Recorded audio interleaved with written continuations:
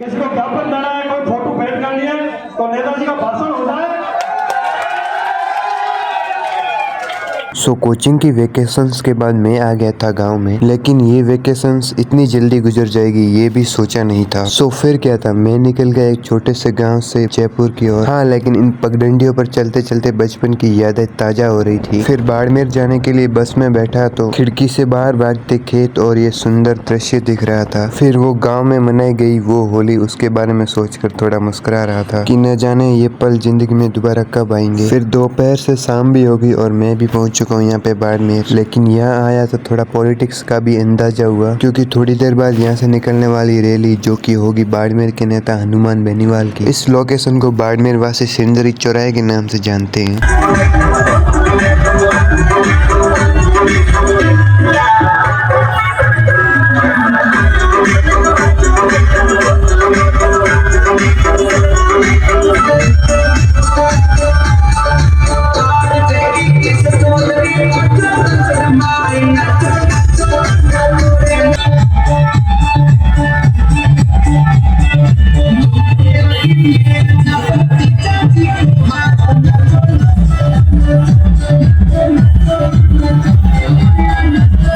फिर hi hello करके मैं एक गहन विचार में पड़ गया कि हम पढ़ाई कर रहे, इतनी मेहनत करें, लेकिन घूमना तो इनके आगे पीछे ही है। चलो छोड़ो, गहराई में नहीं जाते वरना विवाद हो जाएगा। क्योंकि भाई यहाँ पे देखो भीड़ कितनी सारी हो रही, भाई मतलब क्या है ऐसा।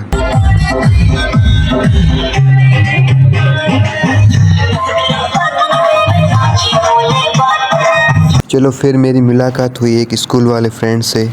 हमारा सबसे पुराना दोस्त है, ये आज मिल चुका है यहाँ पे बाड़मेर में। और भैया कैसे हो? तो बहुत खा पी के हट्टा कट्टा हो गया है ना? हाँ है तो कर दे व्लॉग में। हेलो हेलो भाई। फिर हम थोड़ी बचपन की बातें याद करके चल दिए रेलवे स्टेशन की ओर, क्योंकि वहाँ पर 10 बजे अपनी ट्रेन है। फिर थोड़ा इधर उधर घूमते हैं तो फिर हम चले जाते हैं यहाँ पे। कोई फोटो भेंट करनी है तो नेताजी का भाषण होता है।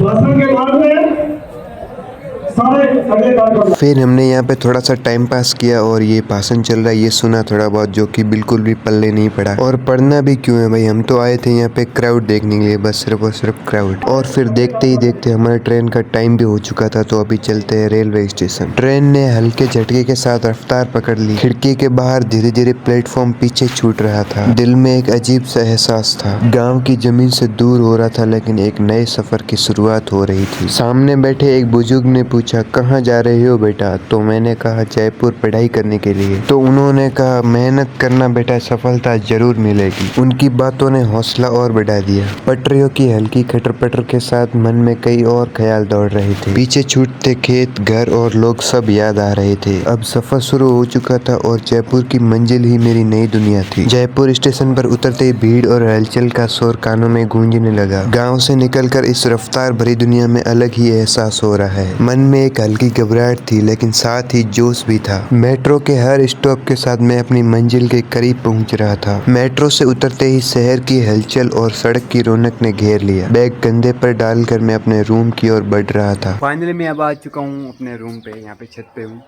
तो वहाँ से घर से मतलब सांचौर से अभी आ गया हूँ मैं जयपुर। सुबह सुबह देख सकते हो अभी बज रहे हैं 7। और कैसा ऐसा कुछ सफ़र रहा था मेरा, आप लोगों ने देखा ही है। व्लॉग को मैं करूँगा यहीं पर and. So thanks for watching guys.